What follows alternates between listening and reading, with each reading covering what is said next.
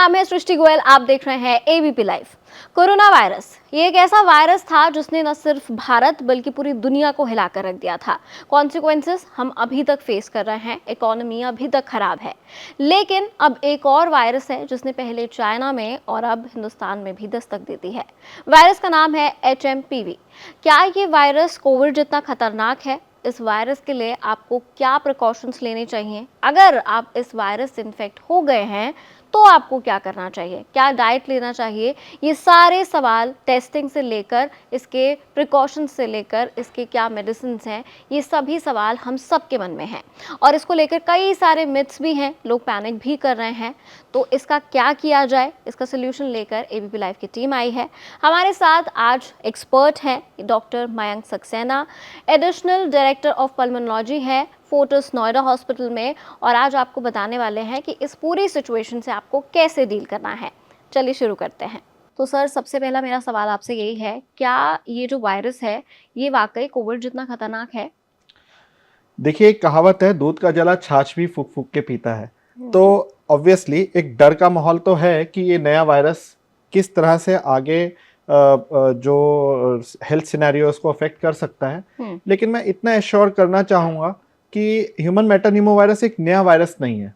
ये एक पुराना वायरस है और हम आते जाते जैसे अपने किसी पेशेंट्स में टेस्ट करते हैं, मल्टीप्लेक्स PCR करके टेस्ट होता है। इसमें हम लोग जब भी पेशेंट कॉम्प्लिकेटेड पेशेंट है जहाँ पे हम लोग टेस्ट करते हैं तो हम लोग सारे वायरल टेस्ट कर लेते हैं। उसमें हम लोग कभी कभी ये देखते रहते थे कि और वायरस के साथ में ये भी कभी कभी मौजूद है, कितना सीवियरिटी, इतना सीवियरिटी। और कई बार तो इसको टेस्ट करने की भी जरूरत हमें ऐसे लगता नहीं था कि ह्यूमन मेटानिमो वायरस के लिए हमने टेस्ट किया हो। तो इसलिए ये ऐसा नहीं है कि नया है, ये पहले से ही चला आ रहा है। और इतना एकदम सीवियरिटी आउटब्रेक टाइप्स केसेस करना, मुझे लगता है थोड़ा सा अभी हमें वेट करना होगा और इतना पैनिक की आवश्यकता नहीं है। और कोविड जैसा सिनेरियो आना मुश्किल है। जो चाइनीज रिपोर्ट्स भी अगर हम लोग देखें जो अब तक है, हालांकि उनकी तरफ से क्लैरिटी हमेशा एक थोड़ा सा डिलेड रहता है, बट जो है इस समय मिक्स्ड इन्फेक्शंस चल रहे हैं, यहाँ पे फ्लू, रेस्पिरेटरी सिंक्टियल वायरस जिसको RSV भी कहा जाता है, थोड़ा मेटानिमो वायरस के केसेस रिपोर्टेड हैं। लेकिन कितना सीवियरिटी है उनमें, कितना ये सीवियर इलनेस कर रहा है, अभी उसकी पुख्ता जानकारी नहीं है। लेकिन फिर भी मैं इतना एश्योर कर सकता हूँ कि कोविड जैसे हालात आना थोड़ा मुश्किल है। सर, हमने कोविड में भी देखा था, जब फर्स्ट वेव आई थी तो कोविड का इन्फ्लुएंस इंडिया में इतना ज़्यादा नहीं था, उसके केसेस भी इतने सीवियर नहीं थे। बट लेकिन जब उसका वेरिएंट आया, स्पेशली डेल्टा वेरिएंट आया, तब उसने सबसे ज़्यादा तबाही मचाई। तो इस केस में ऐसा कुछ हो सकता है क्या, ये वायरस भी मल्टीप्लाई करता है या अपने वेरिएंट्स डेवलप करता है? यही एक पॉइंट है जो थोड़ा सा एक फिर भी हम लोग एक थोड़ा हाँ, कंसर्न पॉइंट यही है, क्योंकि ये RNA वायरस कैटेगरी में आते हैं। RNA वायरस जो वायरस होते हैं, इनमें बहुत पोटेंशियल होता है अपने आप को म्यूटेशन करके अपने आप के वेरिएशन बना लेना, और वो वेरिएंट इम्यून सिस्टम को कभी कभी चकमा दे जाते हैं। तो इसलिए variant is a concern. But अभी तक जितनी भी रिपोर्टिंग हुई है, जितना भी अभी चाइनीज की तरफ से भी या इंडियन कंटेक्स्ट में भी रिपोर्टिंग अभी नहीं बेसिकली ऐसी हो रही है क्योंकि म्यूटेशन हुआ है, कोई ऐसा वेरिएंट आया है। इनफैक्ट अगर मैं आपको एक कोविड का एग्जांपल दूं, कोरोना वायरस जिसको हम लोग COVID-19 के उस पर पहचानते हैं, लेकिन कोरोना वायरस भी नया वायरस नहीं था, एक पुराना वायरस था। लेकिन हमारा कोरोना वायरस जो होता था वो नॉर्मल जो हमारी टेस्टिंग होती थी उसमें जो है पकड़ में नहीं आता था। कोविड जो हमारे कोरोना वायरस फैमिली की जो टेस्टिंग थी उसमें पकड़ में नहीं आता था, हमें कोविड का स्पेसिफिक टेस्ट करना पड़ता था, तब बेसिकली कोविड पकड़ में आता था, क्योंकि उसने अपने अंदर ऐसे चेंजेस कर लिए थे जो हमारे टेस्ट से भी ऊपर बेसिकली उसके चेंजेस थे। लेकिन अभी भी मेटानिमो वायरस में ऐसे चेंजेस रिपोर्टेड ऐसे नहीं है। जो हमारी कन्वेंशनल मेटानिमो वायरस के जो किट हैं उससे हम लोग टेस्ट कर रहे हैं, उसी से ही बेसिकली पॉजिटिविटी हम लोग पा रहे हैं। तो अभी तक जो देखने में लगता है कि ये उसी का जो पुराना है उसी का ही प्रारूप है, अभी उसमें कोई ऐसा वेरिएशन या वेरिएंट ऐसा आया नहीं है। तो सर, जब कोविड हुआ था तो पूरा इसके लिए एक इंफ्रास्ट्रक्चर लगा था टेस्टिंग के लिए, और क्योंकि ये ज़्यादातर गवर्नमेंट सेंटर्स में ही हो रहा था, हालांकि बहुत सारे पेड लोग भी थे जिन्होंने होम किट्स भी बना दिया था, बाद में ये सब हो रहा था। तो इसके लिए सेपरेट इंफ्रास्ट्रक्चर की जरूरत नहीं है। ये रेगुलर आपका हाँ, जो हमारे रेगुलर हम लोग जो टेस्टिंग कर रहे हैं, जो मल्टीप्लेक्स PCR करके टेस्ट होते हैं, तो उसमें बेसिकली डिटेक्शन में आ रहा है basically, and it is available everywhere. It is available. But testing problem यही आती है कि हम बोले कि आप टेस्ट करा लीजिए, हर जगह अवेलेबल है, तो क्योंकि एक डर का माहौल एक रह चुका है पहले भी, तो किसी को सर्दी खांसी जुकाम भी होगा वो भी जाके बेसिकली टेस्ट कराने करा शुरू लेगा। कर दे। इसलिए मैं टेस्टिंग क्राइटेरिया पे भी आऊंगा कि बहुत ही लिमिटेड टेस्टिंग क्राइटेरिया जहाँ पे करना डॉक्टर्स ने करना है अभी। ओके। आपको सेल्फ टेस्टिंग या सेल्फ उसमें नहीं जाना है, हम्म। क्योंकि आप अगर सेल्फ टेस्टिंग में जा रहे हैं तो वो कहीं ना कहीं हेल्थ केयर सिस्टम पे भी बर्डन पड़ता है उस चीज का। तो हमेशा डॉक्टर्स के थ्रू ही अगर आप वो सजेस्ट करें तभी बेसिकली टेस्टिंग की तरफ जाना बेसिक चाहिए। सिम्टम्स क्या हैं, क्योंकि मोस्टली डॉक्टर्स ये बोल रहे हैं कि इट्स एग्जैक्टली लाइक कोविड, तो उसको डिफरेंशिएट कैसे करेंगे और कैसे कोई इंसान समझेगा कि ये प्रॉब्लम उसको हो रही सो है? दो टाइप के मैं सिम्टम्स बताना चाहूंगा, ILI और SARI में हम लोग कर सकते हैं उसको। ILI is influenza like illness, जो कि फ्लू वायरस से रिलेटेड इलनेस, जैसे जिसको हम लोग बोलते हैं सर्दी खांसी कोल्ड जुकाम फीवर, ये सब इन्फ्लुएंजा जो कि नॉर्मल वायरल सिम्टम्स होते हैं। तो ये एक इस तरह से भी प्रेजेंट करता है। SARI मतलब सीवियर एक्यूट रेस्पिरेटरी इलनेस, जहाँ पे कि सांस फूलना, ऑक्सीजन लेवल में फ्लक्चुएशन होना, निमोनिया टाइप की प्रेजेंटेशन होना। यहाँ पे हम लोग जो है SARI सीवियर की तरफ हम लोग बात कर रहे हैं। अगर हम लोग देखें ये एक जो मेटानिमो वायरस की भी स्पेसिफिकली बात करें तो ये क्लिनिकली बड़ा इनडिस्टिंग्विशेबल है, इसको डिफरेंशिएट करना कि ये फ्लू वायरस की वजह से है कि ये मेटानिमो वायरस की वजह से है सिम्टम, क्योंकि नॉर्मली कफ कोल्ड इस टाइप के सिम्टम्स के साथ में ही पेशेंट को प्रेजेंटेशन आता है। और इसके लिए कोई एंटीवायरल भी नहीं है, ये अपने आप ही बॉडी की इम्यूनिटी ही इसको ठीक कर लेती है। ओके। अगर पेशेंट जिसकी इम्यूनिटी कॉम्प्रोमाइज है, जिसमें डायबिटीज है, हाई डायबिटीज है, एज 5 साल से कम है, कोई स्टेरॉइड थेरेपी या कैंसर ट्रीटमेंट चल रहा है जहाँ पे इम्यूनिटी लो हम लोग ज़्यादा देखते हैं, वहाँ पे थोड़ा कंसर्न है, वहाँ पे हमें मॉनिटर रखना पड़ता है उस पेशेंट के सिम्टम्स में। अगर सिम्टम्स जैसे मैंने SARI वाले बताया कि ऑक्सीजन लेवल में फ्लक्चुएशन है, सांस फूलता है, बहुत खांसी आती है, धूप में खून दिखाई देता है, CT स्कैन या एक्सरे में आपको निमोनिया के स्पॉट्स दिखाई देते हैं, तो वो सीवियर इलनेस की तरफ कैटेगरी में आते हैं। तो अगर किसी पेशेंट को इस टाइप के सीवियर इलनेस वाले सिम्टम्स है तो वहां पे हम जरूर मल्टीप्लेक्स PCR हम लोग करते हैं, जिसमें खाली मेटान्यूमोनिया नहीं, जो प्रेवलेंट फ्लू इन्फेक्शन है, स्वाइन फ्लू है जो एक नॉर्मल हम लोग देखते हैं, इनफैक्ट उसकी भी टेस्टिंग करते हैं और उस हिसाब से आगे मैनेज करते हैं। तो टेस्ट का इंडिकेशन बहुत लिमिटेड है, सिर्फ वो पेशेंट जिनको एडमिशन की जरूरत पड़ रही है हॉस्पिटल में, ICU में, जिनका ऑक्सीजन लेवल में फ्लक्चुएशन है, अन्यथा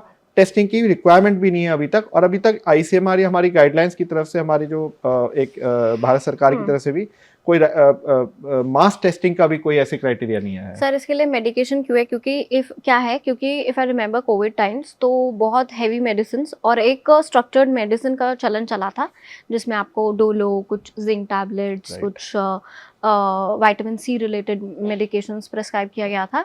बट लेटर ऑन जब पोस्ट कोविड हमने देखा तो बताया गया कि Dolo was very heavy dose, जो नहीं लेना चाहिए था, और बाद में बहुत सारी चीज़ें बताई गई जो आपकी हेल्थ को अफेक्ट किया था, क्योंकि आपने उस टाइम इम्पल्सिव मेडिकेशन लिया था।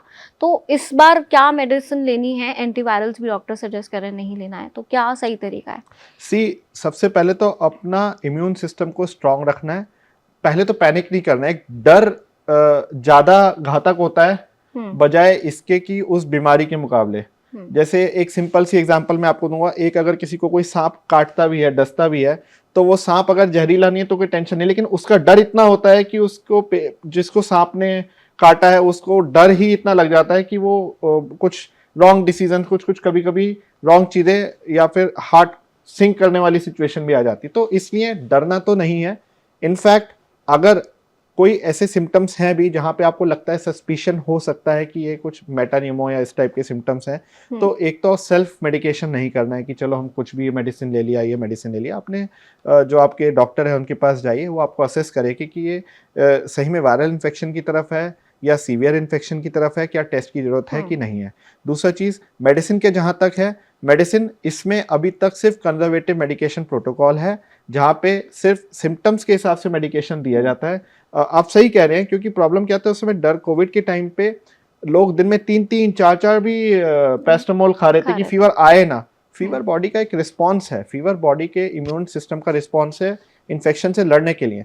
तो फीवर हमेशा जब 100 डिग्री के ऊपर हो तभी, बेसिकली फ़ारेनहाइट के ऊपर, तभी मेडिसिन लेने का, डोलो लेने का फायदा है।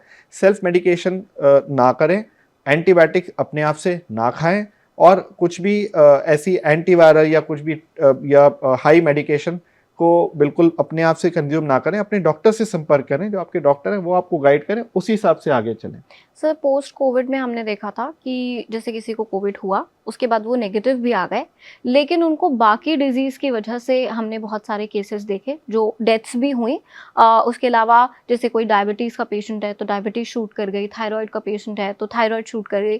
तो ऐसे केसेस हमने बहुत ज़्यादा देखे थे, या किसी को थ्रू आउट ब्रीदिंग इशू हो गया है, ये बहुत सारी चीज़ें देखी थी। तो क्या इस वायरस का इम्पैक्ट इतना हो सकता है? जैसे मैंने बताया अभी स्टिल अभी तक जितने भी हम लोगों ने पहले भी मेटानिमो, जैसे मैंने बताया ऐसा नहीं कि नया वायरस है, पहले भी हम लोग केस देखते आए हैं, तो मुझे इतना ऐसे लॉन्ग लास्टिंग इफेक्ट या कुछ अदर बीमारी में कुछ बहुत ज़्यादा प्रॉब्लम कर रहा है, ऐसे इफेक्ट अब तक मेरे एक्सपीरियंस में मैंने देखे नहीं है। इस वाले वेरिएशन को भी हम, इस वाले जो ये मेटानिमो वाला चल रहा है, इसको भी हम लोग देख रहे हैं, ऑब्जर्व कर रहे हैं कैसा क्या है। अभी तक थैंकफुली दिल्ली एनसीआर में ऐसा कोई अभी एकदम केस रिपोर्टिंग अभी बढ़ी नहीं है, तो हम लोग भी एग्जामिन करेंगे। जैसे मैंने बोला कि अभी मेरे लिए भी बहुत जल्दी मैं बोल रहा कुछ नहीं होता, आप बिल्कुल ऐसा नहीं, हम लोग वॉच करेंगे, लेकिन अभी तक जितना मेरे प्रीवियस एक्सपीरियंस के हिसाब से मैंने कोई long lasting side effect, long lasting इसके प्रॉब्लम्स या अदर बीमारी को बढ़ाने वाला जो एलिमेंट है वो इसमें अभी तक मैंने देखा नहीं है। और इनफैक्ट मुझे लगता है ये जो नया स्ट्रेन आया है, जो नया स्ट्रेन क्या, ये जो मेटानिमो अभी जो चल रहा है उसमें भी अभी तक ये चीज देखना इसको थोड़ा मुश्किल जेनरिक है। फ्लू बोल सकते हैं फिलहाल? नहीं, उससे थोड़ा डिफरेंट रहेगा, क्योंकि जेनरिक फ्लू के साथ में एक दो चीजें हैं। एक तो जो हमारा नॉर्मल फ्लू जिसको हम लोग इन्फ्लुएंजा ए बी इस कैटेगरी में डालते हैं, वो एक तो उसके लिए दवाई है, एंटीवायरल मेडिकेशन है। और सेकंड थिंग, वो बहुत अच्छे से प्रिवेंटेबल है, क्योंकि उसकी वैक्सीन आती है। तो नॉर्मल जो बच्चों को भी लगती है फ्लू वैक्सीन, बल्कि मैं इस माध्यम से मैं ये भी बताना चाहूँगा आपके चैनल के माध्यम से कि हम लोग जो चीज़ नहीं दिख रही है उसको तो देख रहे हैं, लेकिन जो हम लोग डेली देखते हैं, फ्लू इन्फेक्शन की वजह से बहुत से लोग अपनी जान गंवाते हैं, बहुत प्रॉब्लम सहते हैं। In fact pneumococcal infection, Streptococcus pneumonia भी एक निमोनिया की कैटेगरी में हम लोग देखते हैं, मोस्ट कॉमन कॉज है इंडिया में, वहाँ पे भी लोग अपनी बहुत जान गंवाते हैं। तो हम लोग को उस बीमारी को भी सोचना चाहिए, जैसे हम लोग क्योंकि ये बहुत पूरी तरह से प्रिवेंटेबल है जो जेनरिक फ्लू और ये है, तो इसलिए इसको भी हम लोगों को जो है वैक्सीन जरूर लगानी चाहिए। जहाँ पे एज मोर देन 65 ईयर्स है तो वहाँ पे फ्लू और न्यूमोकोकल वैक्सीन बहुत कारगर साबित होती है।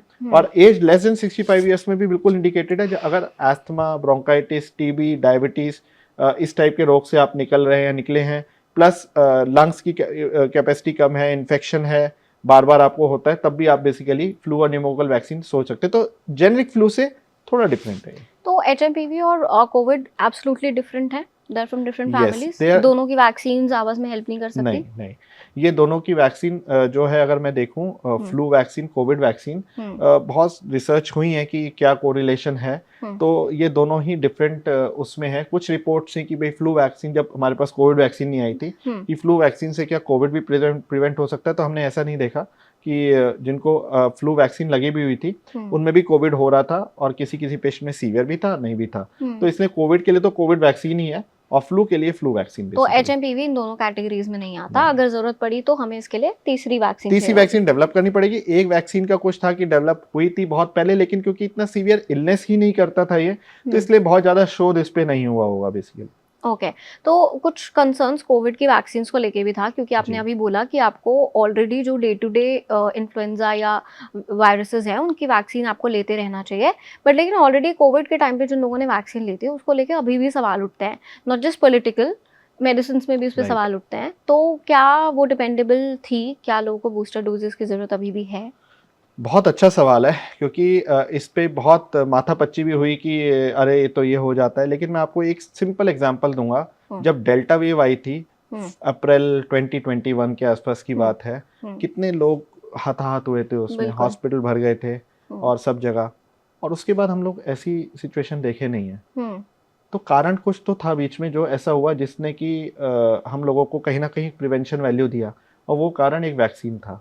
तो मैं कोविड वैक्सीन को बहुत उपयोगी मानता हूं कि उन्होंने उस वैक्सीन की वजह से हम लोग कम से कम एक ऐसे लाइफ थ्रेटनिंग आउटब्रेक की वजह से की तरफ नहीं गए। अब दूसरा आ जाता है जो इसके खतरे के ऊपर डिस्कशन होता है कि clotting problem, heart failure, heart अभी कुछ दिन पहले मैंने रिपोर्ट पढ़ा कि कैंसरस था, अब उसके वजह से इंडियंस में कैंसर ज्यादा हो रही है, खासकर जो वैक्सीन इंडिया में बनी पर्टिकुलरली वो। नहीं, अभी अगर मैं देखूं, अगर ऐसा होता कि वैक्सीन लगभग सबने ली है, अगर ऐसा होता तब तक तो कैंसर की महामारी आ जानी चाहिए थी।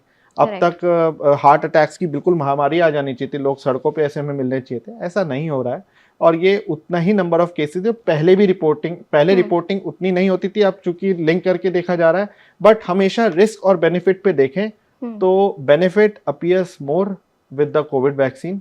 तो इसलिए अभी बूस्टर का अभी ऐसा कोई गाइडलाइन में आया नहीं है कि हमें बूस्टर लगाना चाहिए, और अभी कोविड अभी उसमें भी नहीं है, स्प्रेड में भी नहीं है।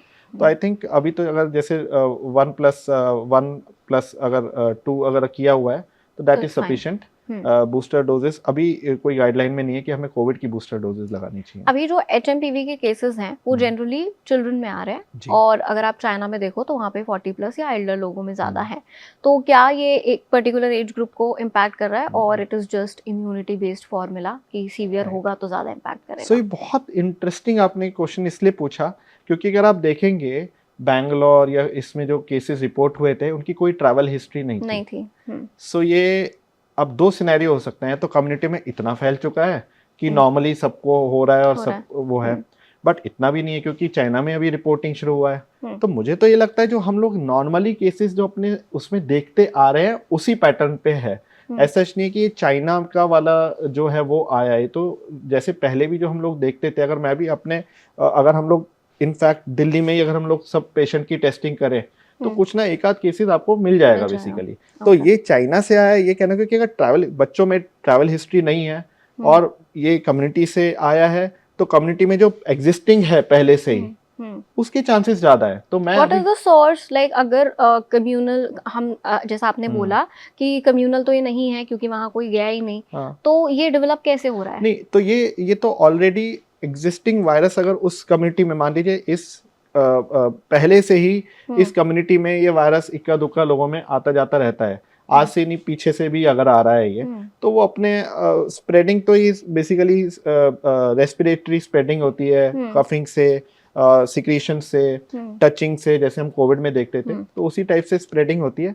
तो ये जो करंट ऑनगोइंग है ये तो पहले का भी लगता है ये। और दूसरी चीज यही है कि अगर हम लोग पैटर्न भी देखें तो अभी चाइनीज पैटर्न से थोड़ा सा डिफरेंट है जो आप बता रहे हैं 40 इयर्स प्लस और ये। तो अभी मेरे को लगता है कि अभी इतना पैनिक की स्थिति इंडिया में ऐसी नहीं है, और अभी बस हमें नजर बनाए रखनी है। जैसे मैंने बताया कि बिना घबराए बस आप नोटिस करते रहिए कि आपके एरिया में क्या चल रहा है क्या नहीं है। कहीं अगर कुछ हॉटस्पॉट आता है कुछ आता है तो उसको अवॉइड करेंगे। बट कोविड जैसे मेरे को लगता है क्योंकि इतने आपने बोला डरने की आवश्यकता हॉटस्पॉट, तो नहीं। इससे मुझे याद आया क्योंकि लाइक यू सेड कि बहुत कम्युनल चीज़ है। तो अभी महाकुंभ भी हो रहा है, हाँ। या बड़े बड़े गैदरिंग्स होते हैं, अभी दिल्ली में इलेक्शन भी है, तो ऐसी जगहों को इम्पैक्ट कर सकता है? बहुत क्योंकि क्या ऐसा होता है कि जितना बॉडीज में ट्रांसफर होता है उतना डेवलपमेंट होता है, उतना म्यूटेशन होता है? कोविड की केसेस में तो हमने ये देखा था क्योंकि Okay. जितना वो म्यूटेशन ऐसे ही स्प्रेड होकर म्यूटेशन भी वो अपने आप को, क्योंकि वो भी एक जीवित वस्तु है, अपने आप को बचाने के लिए, अपने आप को और प्रोपोगेट करने के लिए कुछ कुछ चेंजेस वो करते रहते हैं, ठीक है। वायरसेस खास तौर से। तो ऑब्वियसली इसको भी हल्के में तो नहीं लेना चाहिए, इतना तो मैं बोलूँगा। मैं कहूँ अरे कुछ नहीं है इसमें तो ऐसा कुछ नहीं, but we have to be very careful whenever जहाँ पे भी ये कुंभ या इस टाइप की जहाँ पे, अगर मैं ये नहीं कहता कुंभ को हम लोग बिल्कुल वो करें, बट अगर किसी को भी सिम्टम्स हैं, खांसी, बुखार, जुकाम, तो हमें कोविड ने बहुत कुछ सिखाया भी है। एक N95 मास्क लगाना और सैनिटाइजर यूज करने से कुछ नहीं जाता है। एंड आप अगर लगता है कि सिम्टम्स है तो आप गैदरिंग में ना जाएं, अपने आप को पहले ठीक कर लें, वो ज़्यादा बेटर है। और बस ये, क्योंकि मैं मेटानिमो के साथ साथ में फ्लू और नॉर्मल स्प्रेडिंग की भी तो बात है, क्योंकि कहीं ना कहीं ये कंफ्यूजन स्टेट तो आती है। अगर किसी को भी आज की डेट में खांसी, जुकाम, बुखार कुछ भी हो, चाहे वो नॉर्मल फ्लू की वजह से हो, तो कहीं ना कहीं एक पैनिक वैल्यू उसकी आ जाती है कि भाई अरे फ्लू है कि ये मेटानिमो है। तो अननेसेसरी टेस्टिंग भी बढ़ेगी, प्लस पैनिक और क्रिएट होगा, केस नंबर ऑफ ज़्यादा रिपोर्ट होंगे। तो अपने जो अगर सिम्टम्स हैं तो आप जहाँ है वहाँ बने रहिए, ज़्यादा आप गैदरिंग में मत जाइए, और अगर गैदरिंग में जा भी नहीं तो N95 mask and hand sanitiser is the best protocol. Quarantine करने की जरूरत है अभी पेशेंट्स को? मुझे लगता है अभी तक कोई ऐसा गवर्नमेंट की तरफ से भी इनिशिएटिव नहीं है, और हमें अभी वॉच ही करना है। लेकिन अगर कोई पेशेंट, कोई बंदा ऐसा है जो ट्रैवल करके आ रहा है, खास तौर से जहाँ पे ये स्प्रेड है अभी चाइना में, तो वहाँ पे उस टाइम के लिए, कुछ टाइम के लिए क्वारंटाइन जरूर किया जा सकता है। लेकिन फिर भी मुझे लगता है कि अभी तक गवर्नमेंट की तरफ से ऐसे क्वारंटाइन का कि आइसोलेट कर दें, क्वारंटाइन कर दें, ऐसा कुछ अभी नोटिफिकेशन नहीं है। तो और जो अभी पेशेंट्स हैं जो वायरस कैरी कर रहे हैं उनको क्वारंटाइन करने की जरूरत है? मुझे लगता है कि अगर अभी इतना स्प्रेड होगा नहीं, अगर लेकिन सिम्टम्स हैं तो अपने आप को जितना घर में, लेकिन फिर वही है, कोविड के टाइम के प्रोटोकॉल अगर हम लोग देखें तो बहुत ही स्ट्रिंजेंट, कि बिल्कुल ताला बंद कर देते हैं रूम के अंदर, तो कहीं ना कहीं मेंटली भी बहुत फर्क पड़ जाता है। और मेरे को लगता है अभी इतना बहुत ड्रास्टिक स्टेप लेने की जरूरत नहीं है। पहले नजर बनाए रखते हैं, देखते हैं, लेकिन इतने ड्रास्टिक स्टेप की बिल्कुल ताला बंद करके बिल्कुल कमरे में अलग छोड़ दें, उतने की जरूरत नहीं लगती मुझे अभी। सर, इसको लेके डाइट क्या ले सकते हैं? क्योंकि कोई स्पेसिफिक, जैसे आपने बोला, कोई अभी मेडिकेशन लेने की ज़रूरत नहीं है, तो एक तो डाइट हो सकती है आपकी इम्यूनिटी बूस्टर, और एक ड्यूरिंग फ्लू अगर किसी को ऐसा सिम्टम्स महसूस हो रहा है तो उस समय क्या खाना पीना चाहिए, क्या अवॉइड करना चाहिए? डाइट बहुत इंपॉर्टेंट हो जाता है जब भी हम लोग किसी वायरल इलनेस की बात करते हैं, क्योंकि इम्यूनिटी जो है हमारी डाइट से बड़ी प्रभावित होती है। अभी सर्दी का मौसम चल रहा है, इतने अच्छे फल फ्रूट आए हुए हैं, तो मेरे ख्याल से तो आप बढ़िया से एक फ्रूट प्लेटर रोज खाएं। पानी का इंटेक सर्दियों में कम हो जाता है, तो पानी का इंटेक अच्छा रखना बहुत ज़रूरी है। ओवरऑल जो एसिडिटी बनाने वाली चीज़, घी तेल मसाले बाहर की चीज़ें, उनको हम जितना अवॉइड करें उतना बेटर है। और अपना जो सीजनल सब्जी जो इस समय चल रही हैं, अपना डाइट मत मिस करिए।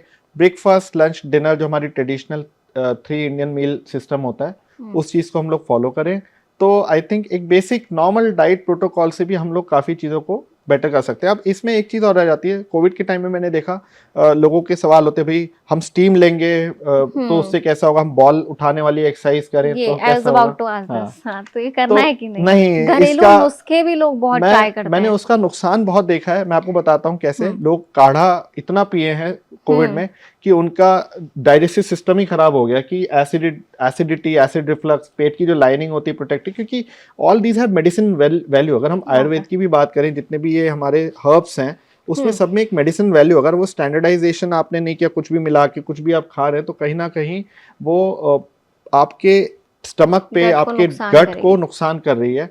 भाप भी ऐसी सेम, मेरे पास पिछली बार एक केस भी आए थे जिसमें उन्होंने भाप में हल्दी और पता नहीं क्या क्या मिक्स करके भाप लिया था, और वो ultimately he turn into a proper bronchitis attack की तरह बेसिकली इमरजेंसी में आना पड़ा था। तो कोई एक्सपेरिमेंटेशन करने की जरूरत नहीं है।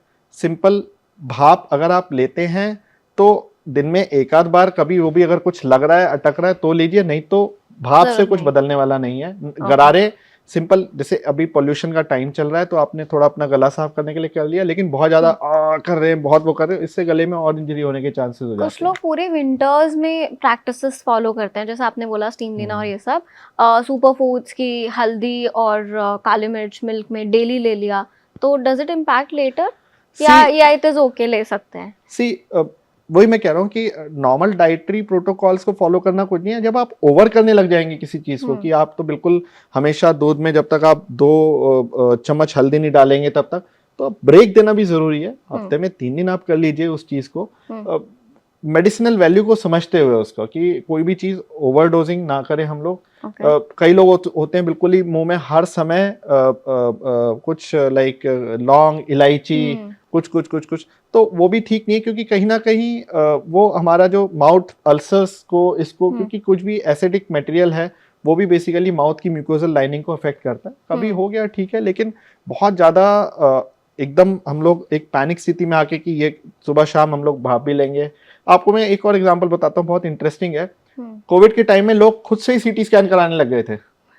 तो सीटी स्कैन ऐसे हो गया था जैसे फोटोस्टेट मशीन, लोग जाते अपना हर महीने सीटी, इतना, क्योंकि पैनिक एक वैल्यू आ गई थी। तो इसलिए अभी भी ऐसा कोई पैनिक करने की जरूरत नहीं, कोई extra test, extra diet, extra कुछ। हाँ, अगर आप स्मोकिंग करते हैं, अगर आप कोई भी ऐसी हार्मफुल एडिक्शन के उसमें है जब में, तो उससे दूर रहना बहुत जरूरी है। नॉर्मल अच्छी डाइट रखें। पॉल्यूशन के अगर आप सेंसिटिव हैं तो N95 मास्क वैसे ही लगाने का भी सही टाइम है, तो उससे आपको डबल प्रोटेक्शन मिलेगी। तो ये जो मेटान्यूमो वायरस चल रहा है, इन्फ्लुएंजा चल रहा है, इससे भी मदद मिलेगी प्रोटेक्शन में, और पोल्यूशन से भी मदद मिलेगी बेसिकली बचने में। ठीक है। ऐसे कुछ बहुत सारे इंस्टाग्राम रील्स वगैरह, क्योंकि आजकल सोशल मीडिया का टाइम है, तो लोग बहुत सारे सजेशंस दे देते हैं कि आप ये कर लीजिए, ये कर लीजिए, एंड लोग उन प्रैक्टिसेस को फॉलो करना शुरू कर देते हैं।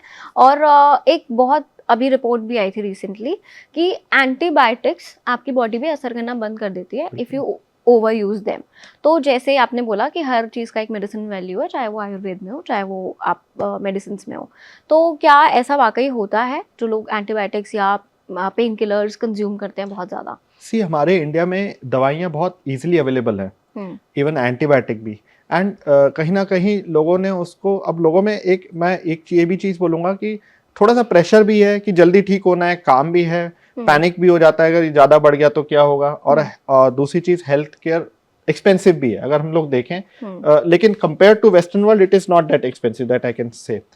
अब होता क्या है, अगर आपको सिंपल खांसी हुई, आपने एंटीबायोटिक खाया, तो आपने अपने इम्यून सिस्टम को तो फाइट करने का मौका ही नहीं दिया। वो एंटीबायोटिक या एंटीबायोटिक ने एक जो नॉर्मल इन्फेक्शन जो आपका इम्यून सिस्टम लड़के ठीक कर सकता था, वो आपने एंटीबायोटिक को छोड़ा, तो अगली बार आपका इम्यून सिस्टम ट्रेन नहीं है उस इन्फेक्शन के लिए, अगली बार वो उतना फाइट नहीं कर पाएगा। तो immune system is like a army, उसको भी ड्रिलिंग, एक एक्सरसाइज, एक मॉक टेस्ट चाहिए होता है कि वो कैसा एंटीजन है, उसको कैसे मेरे को बिहेव करना है। तो जब आपका एंटीबायोटिक यूजेज होगा, प्रॉब्लम एंटीबायोटिक के साथ में ये भी है कि लोग खाते भी है तो कोर्स पूरा नहीं करते हैं, 1-2 डोज खाई, अब उस बैक्टीरिया को तो प्रैक्टिस हो गई एंटीबायोटिक की, तो वो तो उसको पता लगेगा कि अच्छा ये ऐसे आता है, मेरे को ऐसे हर्ट करता है, तो मैं ऐसे अपने में चेंजेस कर लेता हूँ ताकि मेरे पे एंटीबायोटिक असर, जिसको हम एंटीबायोटिक रेजिस्टेंस बोलते हैं बेसिकली। सो वहां पे आप देखेंगे अगली बार वो आप एंटीबायोटिक खाएंगे तो असर ही नहीं आएगा उसका बेसिकली, क्योंकि आपको एक लेवल अप करना पड़ेगा एंटीबायोटिक तो नॉर्मल फ्लू होता है, तो कैसे हमें फिगर आउट करना है कि अब ये आपकी इम्यूनिटी से फाइट नहीं कर पा रहा, now you have to either go to the doctor और you have to take antibiotics? See अगर फीवर है जो कि आपका सेकेंड डे के आसपास में भी अगर आपका 101 के ऊपर चल रहा है, खांसी जो कि अनकंट्रोलेबल है, आपके नॉर्मल जो घर के ट्रीटमेंट है उससे अगर आपको बेटर नहीं हो रहा है, अगर आपको लगता है एंटीबायोटिक लेने की ज़रूरत मुझे पड़ सकती है, तो आप ज़रूर अपने डॉक्टर से संपर्क करें। अपने आप से एंटीबायोटिक ना लें, और अपने आप से कोई भी ऐसी चीज़, कई बार लोग इवन नहीं जानते हुए भी स्टेरॉइड्स भी लेना शुरू कर देते हैं जल्दी ठीक होने के लिए। हमारे इम्यून सिस्टम को आपको थोड़ा सा टाइम देना पड़ेगा। आप यकीन मानिए अगली बार वो आपकी एंटीबायोटिक से अच्छा फाइट करके दिखाएगा आपको। ओके, ठीक है। आई थिंक हमने मेजरली सारी चीज़ों पे बात कर लिया, बट लेकिन because of the virus and because of the panic, एक कोई टिप आप जो हमारे व्यूअर्स को देना चाहते हैं? सर्दी का मौसम है, हमें ये भी समझना पड़ेगा, कोई भी इन्फेक्शन होता है इसमें फास्ट ट्रैवल करता है, क्योंकि हम लोग एक क्लोज एटमॉस्फेयर में रह रहे होते हैं। मान लीजिए घर में भी है तो वेंटिलेशन भी अफेक्टेड होता है, क्योंकि आपके सब खिड़की दरवाजे बंद रहते हैं, तो इसलिए कोई भी इन्फेक्शन अगर घर में किसी को है तो उसके भी स्प्रेड होने के चांसेस ज़्यादा रहते हैं। और इनफैक्ट अभी जैसे इस वायरस का भी स्केयर आएगा तो डरने घबराने की ज़रूरत नहीं है, ये नॉर्मल फ्लू भी हो सकता है। अगर मेटान्यूमो वायरस भी है तब भी उतना अभी सीवियरिटी हमने नोटिस नहीं किया है कि कोविड लाइक सीवियरिटी अगर हम लोग देखें, तो आप अपना पैनिक ना करके आप डॉक्टर से सलाह करें। और दूसरा, अगर किसी को घर में सिम्टम्स हैं भी तो उसको कोविड टाइप आइसोलेट करने के लिए, लेकिन हाँ उसमें जैसे आपने मास्क पहन लिया, अगर घर में किसी को इम्यूनिटी लो है तो उसको हम लोग थोड़ा सा सेपरेट आउट कर सकते हैं कि हाँ ठीक है, इनको लाइक डायबिटीज़ है, हाई डायबिटीज़ है, स्टेरॉइड चलता है जिसको हम रिवर्स आइसोलेशन भी बोलते हैं, उनको थोड़ा सा कुछ टाइम के लिए वो कर दिया, डिफरेंट रूम में अपना रख दिया। लेकिन फिर भी अभी मैं कहूँगा नज़र बनाए रखें, पैनिक होने की कोई ज़रूरत नहीं है। केसेस ऑब्जर्व करिए किस गति से चल रहे हैं, उस हिसाब से हम लोग देखेंगे। लेकिन हम लोग कोविड से काफ़ी कुछ सीख चुके हैं, बस हमें वही रिवीजन ऑफ चीज़ें जो करनी है, sanitisation, social distancing and N95 mask. Great. मेरे ख्याल से अब लोग इतना पैनिक नहीं करेंगे और रूटीन फॉलो करेंगे, जैसा आपने बोला, मेडिसिन को लेके एंड स्पेशली द लाइफस्टाइल। जो भी स्मोक करते हैं, जो भी ऐसी हजार्डस एक्टिविटीज़ के टुवर्ड्स हैं, थोड़ा सा कंट्रोल ज़रूर करिए। सर, क्या एक लास्ट क्वेश्चन मेरा, दो हम कंक्लूड करने वाले थे। Is this virus related to winters?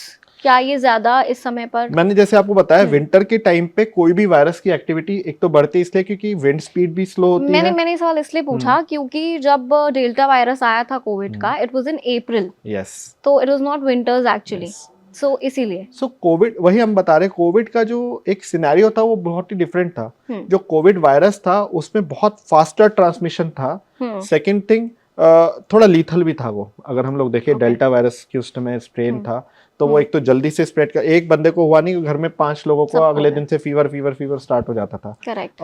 Normally flu से ज्यादा ट्रांसमिशन इसका हम लोग देख रहे थे, तो इसलिए सिर्फ गर्मी में भी काफी हमें परेशान किया था। हम्म, बट मेटानिमो की जहां तक बात करें या फिर नॉर्मल फ्लू वायरस की भी बात करें, एक ये बहुत अच्छा ब्रीडिंग ग्राउंड होता है विंटर्स का टाइम किसी भी वायरल इन्फेक्शन का। जैसे कि हम क्लोज अप्रोक्सीमिटी में हम लोग बैठते हैं, खिड़की दरवाजे बंद होते हैं, विंड स्पीड स्लो होती है, हवा में नमी थोड़ी सी ज़्यादा होती है, तो इन्फेक्शन कैरिंग कैपेसिटी, पॉल्यूटेंट्स ये ज़्यादा होते हैं, तो वो ओके। उसकी जो रिटेंशन वैल्यू है एयर की, जो ब्रीदिंग एयर है लेवल पे, उसमें बेसिकली हमारे वायरल बैक्टीरियल ये सब इन्फेक्शन थोड़े से होते हैं। और इसकी वजह से वायरल इन्फेक्शन का ट्रांसमिशन हम लोग देखते हैं। बट कोविड थोड़ा डिफरेंट था। ओके। कोविड ने काफी कुछ सिखाया भी है, इसलिए हम लोग थोड़ा सतर्कता बरत रहे हैं इसको लेके। बट फिर भी पैनिक की मेरे को जरूरत, उतना सिचुएशन आना नहीं चाहिए जितना ओके, कोविड में। आई थिंक सारे सवालों के जवाब मिल गए हैं, लेकिन फिर भी आपके कोई सवाल है तो कमेंट सेक्शन में जरूर शेयर कीजिएगा। देखते रहिए एबीपी लाइव।